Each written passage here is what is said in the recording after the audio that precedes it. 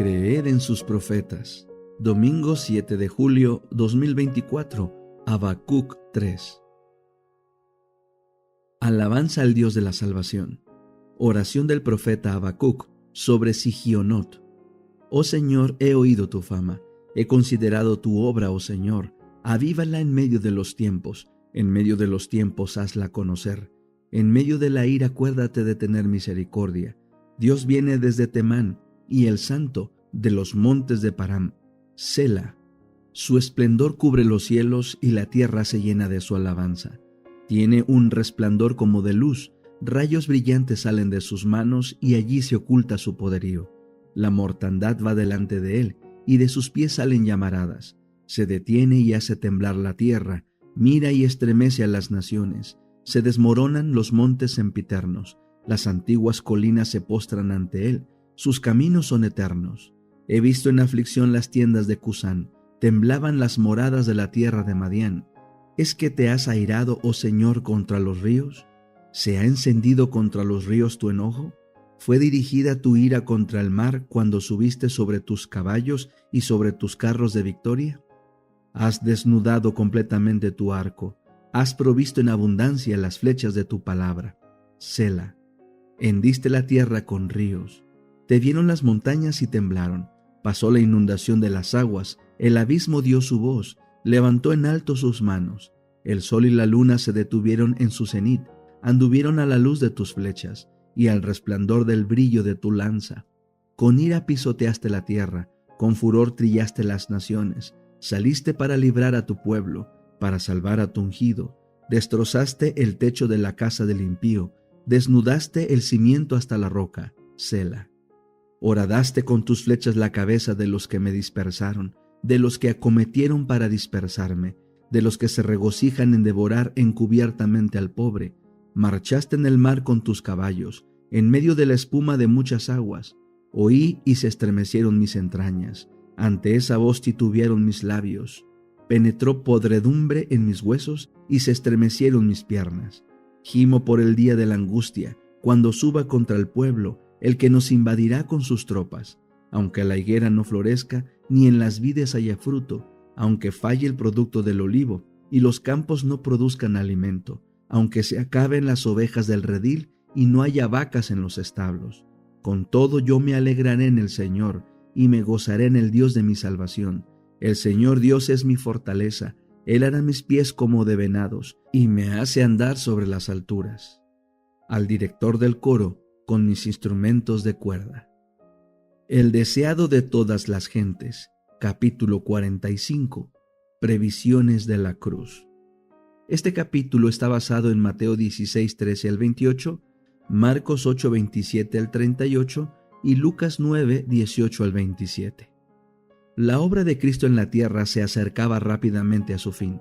Delante de él, en vívido relieve, se hallaban las escenas hacia las cuales sus pies le llevaban. Aún antes de asumir la humanidad, vio toda la senda que debía recorrer a fin de salvar lo que se había perdido.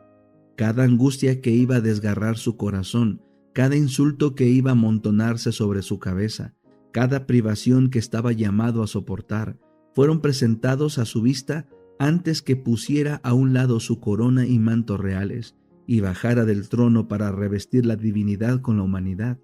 La senda del pesebre hasta el Calvario estuvo toda delante de sus ojos.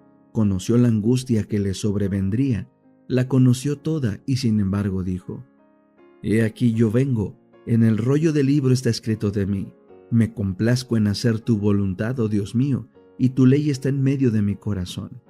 Tuvo siempre presente el resultado de su misión. Su vida terrenal, tan llena de trabajo y abnegación, fue alegrada por la perspectiva de que no soportaría todas estas penurias en vano.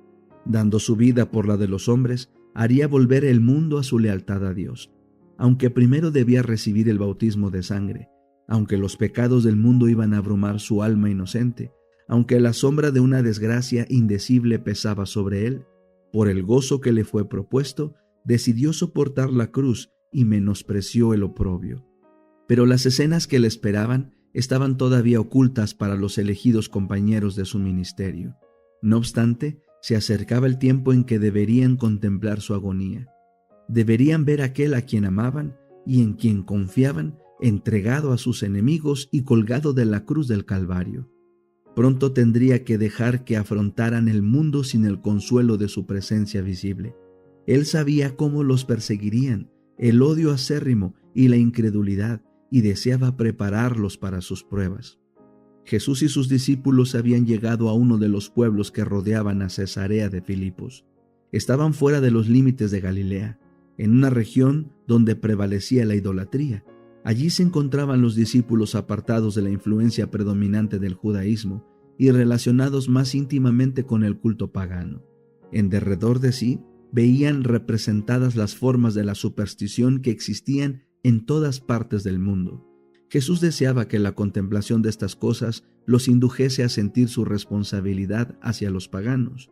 Durante su estada en dicha región, trató de sustraerse a la tarea de enseñar a la gente, a fin de dedicarse más plenamente a sus discípulos. Iban a hablarles de los sufrimientos que lo aguardaban, pero primero se apartó solo y rogó a Dios que sus corazones fuesen preparados para recibir sus palabras. Al reunírseles, no les comunicó enseguida lo que deseaba impartirles. Antes de hacerlo, les dio una oportunidad de confesar su fe en Él, para que pudiesen ser fortalecidos para la prueba venidera. Preguntó: ¿quién dicen los hombres que es el Hijo del Hombre? Con tristeza los discípulos se vieron obligados a confesar que Israel no había sabido reconocer a su Mesías. En verdad, al ver sus milagros, algunos le habían declarado hijo de David.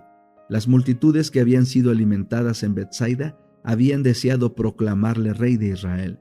Muchos estaban listos para aceptarle como profeta, pero no creían que fuese el Mesías.